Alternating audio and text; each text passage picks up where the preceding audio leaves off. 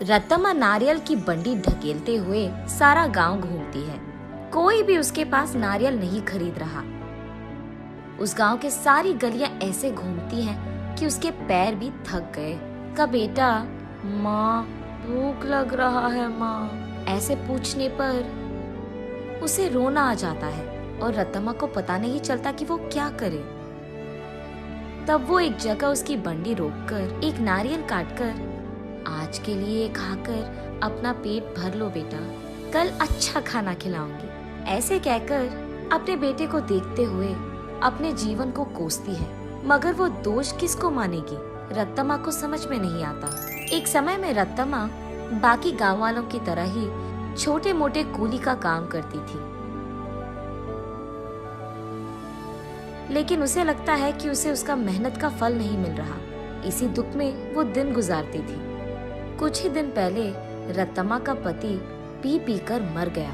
घर के सारे पैसे वो अपने दारू में लगा दिया और घर में एक फूटी कौड़ी भी नहीं है। इसीलिए रत्तम्मा को क्या करे ये पता नहीं चल रहा था और उसे इसी बात का डर था कि वो अपने बेटे को कैसे पढ़ाएगी। एक दिन वो अपने घर के बरामदे में बैठकर यही सोचती रहती है कि वो पैसे कैसे कमाएगी। तभी फैसला करती है कि वो एक छोटा सा व्यापार करेगी। इसी सोच में वो जब सर उठाकर ऊपर देखती है, उसके घर के ठीक सामने मौजूद एक नारियल का पेड़ उसे नजर आता है। तब वो फैसला करती है कि वो नारियल बेचेगी। उसके फैसले के अनुसार ही वो अगले दिन उस गांव के जंक्शन के बीच में नारियल का एक छोटा सा बंडी लगाती है। लेकिन तब तक उसी जंक्शन पे दो और ऐसे व्यापारी थे जो नारियल बेच रहे थे। उन दोनों की वजह से रत्तम्मा का व्यापार ठीक से नहीं चलता है। इसी कारण 2-3 दिनों से रत्तम्मा की बंडी से सिर्फ 2 या 3 नारियल ही बिके थे। बाकी सारे वैसे के वैसे ही रह गए।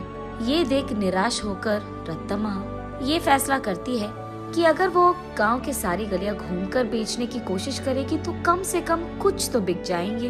तब जाकर वो ऐसे गलियों में घूमती रही। आंखों में से निकल रहे आंसू को पोंछकर वो बस अपनी किस्मत को कोसकर घर जाने ही लगती है कि बीच रास्ते में उसे एक पाठशाला नजर आती है। उस पाठशाला के बच्चे वहाँ बेच रहे स्नैक्स को देख उस दुकान के चारों ओर घेर कर उनको खरीदने लगते हैं। ये देख रत्तम्मा का बेटा, माँ मुझे भी वो खाना है माँ, ऐसे वो भोला बच्चा पूछता है। ठीक तभी अचानक रत्तम्मा को एक अच्छी योजना सूझती है। तब वो उसके बेटे से ऐसे कहती है, हमारे पास उसको खरीदने के पैसे नहीं है बेटा, लेकिन घर जाते ही मैं तुम्हारे लिए एक बहुत अच्छी मिठाई बनाऊंगी, ठीक है? चलो हम अभी घर चले जाएंगे। घर आते ही बचे नारियल में से कुछ ही को काटकर उनसे कुछ मिठाइयाँ बनाती है और उन मिठाइयों को अगले ही दिन उस पाठशाला के पास बेचने लगती है। उस दिन तक किसी ने भी नारियल से बनाए हुए मिठाई को वहाँ पे नहीं बेचा था, इसीलिए पाठशाला में मौजूद सारे बच्चे एक ही बार में वहाँ आकर सारी मिठाइयाँ खरीद लेते हैं। बस रत्तम्मा की खुशी का कोई सीमा नहीं। घर जाते ही वो नारियलों से दूसरी तरह की मिठाई बनकर अगले ही दिन वहाँ आकर उसे बेचती है। पिछले दिन की तरह ही बच्चे वहाँ आकर सारी मिठाइयों को खरीद लेते हैं। लेकिन कुछ बच्चे ऐसे पूछते हैं, आंटी कल जैसे मिठाई नहीं है क्या? कल लेके आऊंगा बेटा। ये कहकर घर पहुंचते ही अगले दिन के लिए नारियल से ही 2-3 प्रकार की मिठाइयाँ बनाती है। तीसरे दिन भी सारी मिठाइयाँ बिक जाती है।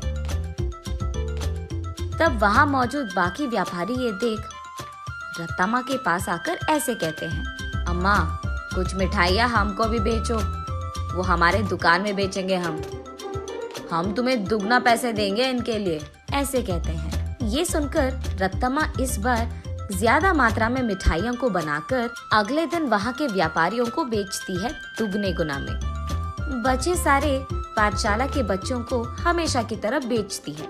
ये देख बच्चे सारे वापस रत्तम्मा के पास ही मिठाइयाँ खरीदते हैं। ये देख बाकी व्यापारी रत्तम्मा से ऐसे कहते हैं, तुम अगर ऐसे ही हमारे बगल में दुकान लगाकर वही मिठाइयाँ कम दाम में बेचोगे तो हमारा धंधा कैसे चलेगा मैम? अगर तुम्हें बेचना है तो हमारे ही दाम पे बेचना होगा।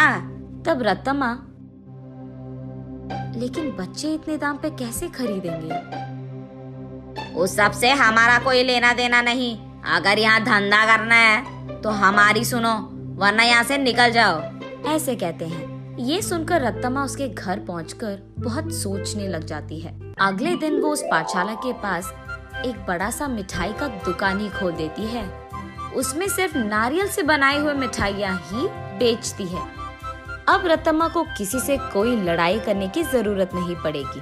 दूसरी तरफ रत्तम्मा की तरह नारियल से मिठाई बनाकर बेचने वाला उस गांव में और कोई नहीं था।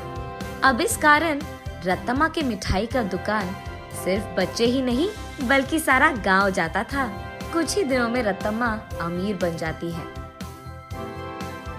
और उसी पाठशाला में वो अपने बेटे को पढ़ाती भी है।